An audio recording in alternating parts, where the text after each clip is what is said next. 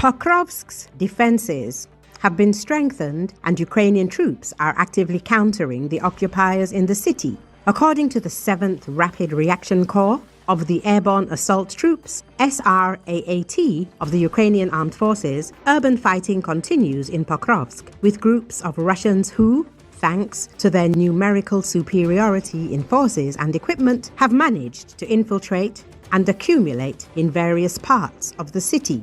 Our defenses have recently been reinforced with new units, including assault troops, artillery, UAV crews, and other components of the defense forces. We are increasing the use of anti-aircraft drones and sitcoms against enemy Mavics. We are also remotely mining enemy infiltration routes. The statement reads, according to military reports, the occupiers who have entered the city are not attempting to consolidate their position, but intend to advance further north.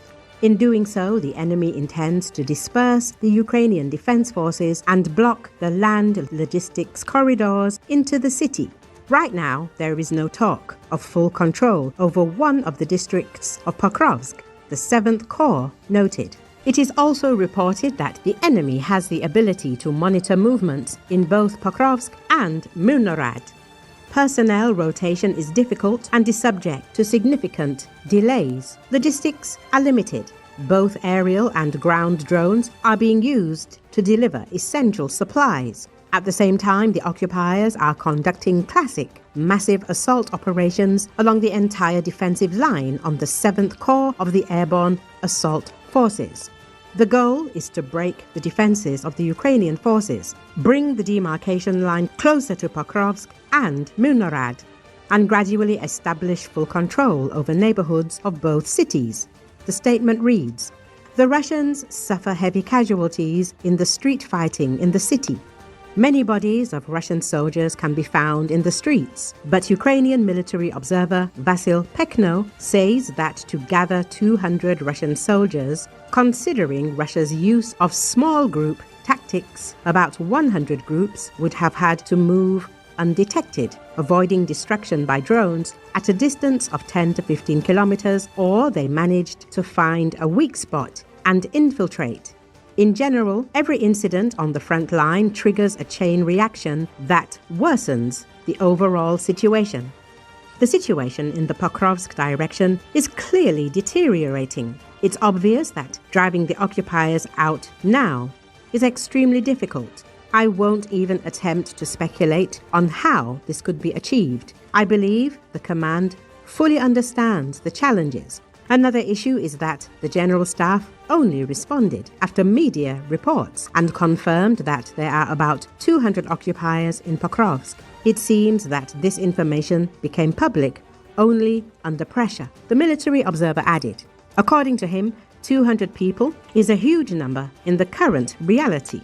There are fighters on both sides, but such a force on the front line is a luxury even the Russians find hard to imagine. For 200 soldiers to reach a location, it means that while they were moving over 10 to 15 kilometers, they were not struck by drones. How this happened, why they were not destroyed, is a separate question. 2 or 6 man groups are the norm for attacks, so 200 men implies about 100 such groups moved through unnoticed or found a weak spot and infiltrated.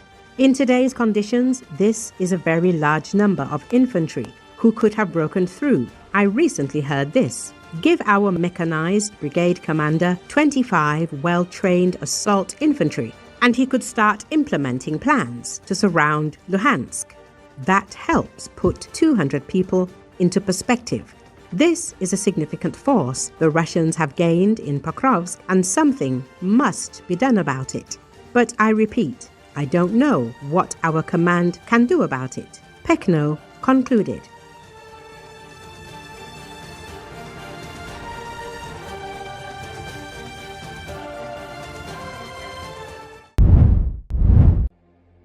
Russian President Vladimir Putin held a meeting with North Korean Foreign Minister Cho Sun-hui at the Kremlin on Monday. According to Associated Press, Putin asked Cho to convey his greetings to North Korean leader Kim Jong-un. We had a detailed discussion in Beijing about our relations and development prospects. Everything is going according to plan, he added. Cho also met with Russian Foreign Minister Sergei Lavrov earlier on Monday.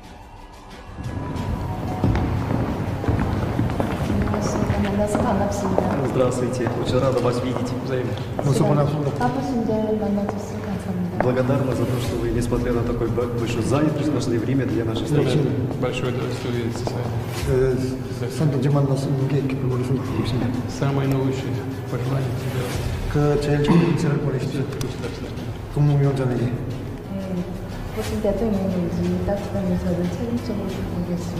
Я ответственно доложу ваш теплый привет товарищу председателю государственного дела товарищу Чинову. Спасибо. Мы с ним в Пекине поговорили подробно о наших отношениях, о перспективах развития. Все идет по плану. Самое наилучшее. 우리 베이징에서 만나서 우리의 관계 발전에 대해서 자세한 이야기를 나눴습니다. 이제 딱 계획대로 진행되고 있답니다.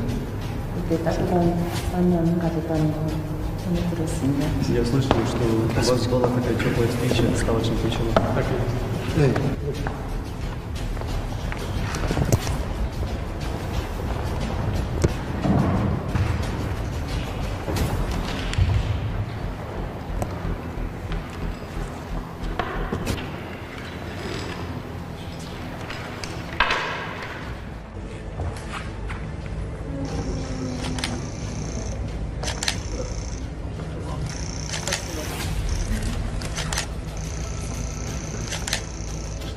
Хорошо.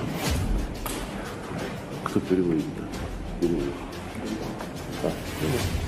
Мы искренне рады возможности снова вас приветствовать по пути теперь в Минск для участия в 3-й международной конференции по евразийской безопасности.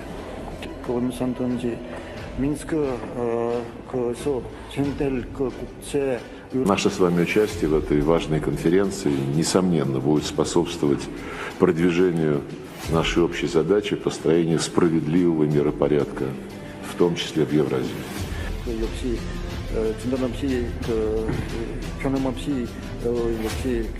Россияне никогда не забудут те подвиги, которые были совершены солдатами и офицерами Корейской народной армии в Курской области по освобождению российской земли. И подвиги эти, конечно, еще более скрепят узы дружбы и исторической общности в нашей общей борьбе за справедливость. 도중에 여러분들 이렇게 인사할 수 있는 게 기쁨으로 생각합니다.